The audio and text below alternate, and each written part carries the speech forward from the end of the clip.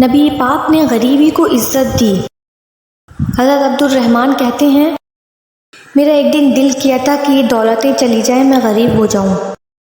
حالانکہ امیروں کا کبھی غریب ہونے کو دل نہیں چاہتا۔ میرا کیا تھا کہا کس طرح؟ فرمانے لگے ایک غریب صحابی حضرت سعد انصاری نبی کی بارگاہ میں ملنے کے لیے آئے۔ انہوں نے جب نبی کے سامنے ہاتھ کیا ملانے کے لیے، قربان جائیں انہوں نے ہاتھ پیچھے کرنا چاہا، پر میرے نبی نے ان کا ہاتھ تھام لیا۔ حضور نے زور سے پکڑ لیا۔ انہوں نے ایک دفعہ چاہا، یعنی حضور نے ہاتھ تھام لیا۔ نبی کریم نے ان کا ہاتھ اپنے دست مبارک سے پکڑ لیا۔ صحابی خاموش ہو گئے۔ حضور نے ان کا ہاتھ کھولا، فرمایا یہ کیا ہے؟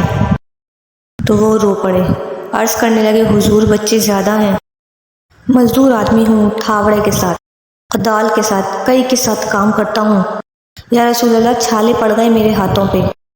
حضرت عبد الرحمن کہتے ہیں کائنات نے، دھرتی نے وہ نظارہ بھی دیکھا کہ جس رسول کے قدم چومنے کے لیے جبرائیل جھکے، اس محبوب نے مزدور کا ہاتھ چومنا شروع کر دیا۔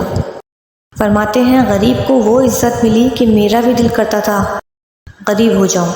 دل کرتا تھا یہ کس نے زروں کو اٹھایا اور صحرا کر دیا، یہ کس نے قطروں کو ملایا اور دریا کر دیا، کس کی حکمت نے یتیموں کو کیا در یتیم اور غلاموں کو دنیا بھر کا مولا کر دیا۔